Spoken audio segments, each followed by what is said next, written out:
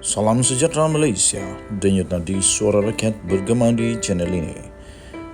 Jangan lupa tekan butang subscribe, like dan share. Malaysia kita punya, cintai Malaysiaku, kita jaga kita.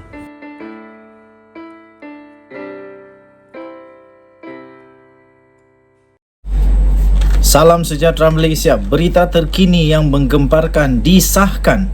Anak kepada Hamzah Zainuddin diheret ke mahkamah kerana subsidi minyak masak. Wah, ini kalilah Hamzah Zainuddin pening kepala, botak lah kali ini kepala dia. Kali ini Hamzah Zainuddin pula punya giliran. Sebelum ini Muhyiddin Yassin. Sebelum ini Wan Saiful Wanjan. Wan Saiful kah? Yalah. Kemudian sebelum ini lagi yang ada kaitan jauh-jauh bangas dengan Muhyiddin. Kali ini anak kepada Hamzah Zainuddin. Hamzah Zainuddin punya anak kali ini sah diheret ke mahkamah kerana subsidi minyak masak. Muhammad Faizal Hamzah, iaitu anak kepada Ketua Pembangkang Hamzah Zainuddin, disahkan telah didakwa di Mahkamah Session Seremban di hari ini di atas 9 pertuduhan. 9 pertuduhan. Bukan 1, bukan 2, bukan 3, bukan 4, 9 pertuduhan mengenai pelanggaran berhubung dengan subsidi minyak masak. Menurut satu laporan daripada DH, Faizal 39 tahun sekarang ini telah didakwa bersama Azizul Abdul Halim 55 tahun.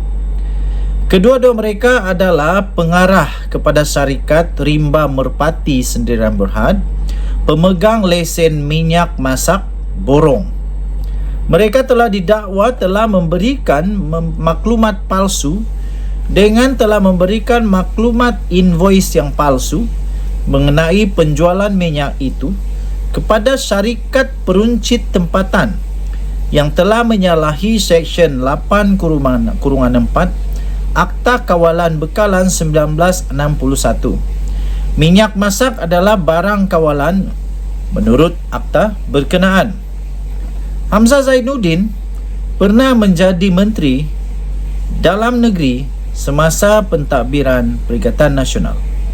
Dia juga telah berkhidmat sebagai Menteri Perdagangan Dalam Negeri dan Hal Ehwal Pengguna semasa Kerajaan Barisan Nasional. Sebelum itu dari Julai 2015 sehingga Mei 2018. Ini pasti satu berita yang amat mengejutkan seluruh Malaysia. Amat mengejutkan seluruh Malaysia. Kerana yang kita tahu, Hamzah Zainuddin, Mahathir, Anwar Ibrahim, Muhyiddin Yassin, dan ramai lagi, Mat Sabu, Lim Guan Eng, Lim Kit Siang, mereka adalah sepasukan ketika mereka mengalahkan Barisan Nasional dengan satu slogan yang paling kuat, iaitu untuk membenteras rasuah dan salah guna kuasa. Tapi kali ini mari lihat siapa yang kena. Satu persatu. Muhyiddin Yassin yang sanggup dibuang daripada Barisan Nasional UMNO semata-mata untuk melawan rasuah, melawan salah guna kuasa. Sekarang dia pula didakwa dengan banyak kes rasuah, kes penyalahgunaan kuasa. Kali ini anak kepada geng keras Mahyadin Mat Yassin, Hamzah Zainuddin, Ketua Pembangkang Malaysia, ternyata anaknya telah diheret ke mahkamah kerana isu subsidi minyak masak. Terus bersama dalam channel ini kita akan kongsikan berita demi berita seterusnya perkembangan mengenai anak Hamzah Zainuddin ini yang telah pun terkantoi dan sudah disahkan telah pun didakwa di Mahkamah Session. Denyut nadi suara rakyat bergema di channel ini. Bye-bye. Salam sejahtera Malaysia, denyut nadi suara rakyat bergema di channel ini. Nampaknya kes SRC International Najib Razak tidak akan pernah selesai. Ingatkan selepas kalah di Mahkamah Tinggi, buat rayuan dekat Mahkamah Rayuan, kalah lagi 1-0, 3-0, dah jadi 4-0. Kemudian di Mahkamah Persekutuan kalah lagi dengan 5 orang hakim. Jadi dia jadi berapa? 4 campur 5, 9-0. Kemudian tak senyap di situ, dibuat pula semakan kehakiman lagi dengan 5 orang hakim dan hakim majoriti 4-1. Dah jadi 13-1. Tapi rupanya penyokong-penyokong Najib belum selesai lagi. Kali ini mereka mahu pula supaya RCI ditubuhkan untuk menyiasat Tengku Maimun dan hakim. Aduh, susah juga kes ini sekarang. Tuan-tuan dan puan, kerajaan diminta supaya menubuhkan Suruhanjaya Siasatan Diraja atau dikenali sebagai RCI bagi menyiasat hakim-hakim yang terlibat di dalam kes Ersarsi International Sdn Bhd di Mahkamah Persekutuan yang melibatkan bekas Perdana Menteri Datuk Seri Najib Tun Razak. Jadi makna kata nak kena siasat 19 orang kah? Aduh, makin berbelit-belit.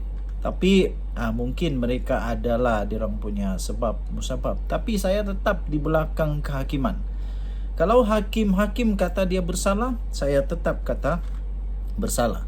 Tetapi kalau dia tak bersalah, tak salah lah. Itu dilakukan oleh Ketua Pemuda UMNO Pekan Muhammad Fakrul Ahmad Muhammad berkata, penubuhan RCI itu penting bagi membolehkan Najib diberi keadilan yang lebih telus. Nak telus macam mana lagi? Dah 13 orang hakim kata Najib bersalah. Tak tahulah ada lagi kes begini di Malaysia. Yang sudah 13 orang hakim kata Najib salah, kata seseorang itu salah, tapi masih kata tak telus. Tak tahu nak telus macam mana lagi-lagi lah. Dah 13 orang hakim. Kalau 1 okey, 4 okey, tapi ni 13. Takkan 13 orang hakim ini semuanya pun perlu disiasat. Aduh, pening. Beliau juga turut meminta agar kerajaan menilai semula perjalanan kes SRC International di Mahkamah Persekutuan. Katanya penubuhan RCI bagi menyiasat Ketua Hakim Negara Tun Tengku Maimun Tuan Mat dan hakim-hakim yang terbabit berdasarkan satu hantaran berkaitan dokumen laporan siasatan SPRM yang telah mengesyorkan tindakan diambil kepada Datuk Muhammad Nazlan Muhammad Ghazali, iaitu Hakim Mahkamah Rayuan kerana melanggar Kod Etika Hakim 2009. Katanya lagi, ia juga berdasarkan kenyataan daripada pengerusi dan Hakim Kanan Mahkamah Besar Sabah dan Sarawak, Datuk Abdul Rahman Sebki, yang mengetuai panel hakim dalam semakan kehakiman kes terbabit di Mahkamah Persekutuan yang menyatakan tertuduh tidak mendapat pengadilan dan penghakiman yang telus, sekaligus kes ini sewajarnya digugurkan, katanya dalam kenyataan itu. Beliau berkata demikian dalam satu sidang akhbar selepas membuat laporan polis di Ibu Pejabat Polis Daerah Pekan pada Selasa. Hadir bersama ialah 12 ahli jawatan kuasa Pergerakan Pemuda dan Puteri UMNO Pekan.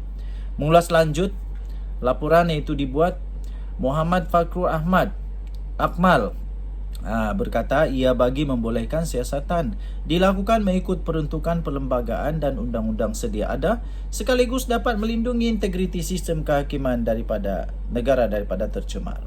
Katanya secara dasarnya kita akur dengan keputusan mahkamah, tapi kita terkilan perkara-perkara sedemikian dan merasakan ia perlu dinilai semula untuk memastikan keadilan kepada Najib dapat ditegakkan, katanya. Tuan-tuan dan puan yang dihormati sekalian, untuk mendapatkan berita yang lengkap, sila layari sinarharian.com.my. Kita jumpa lagi. Bye-bye.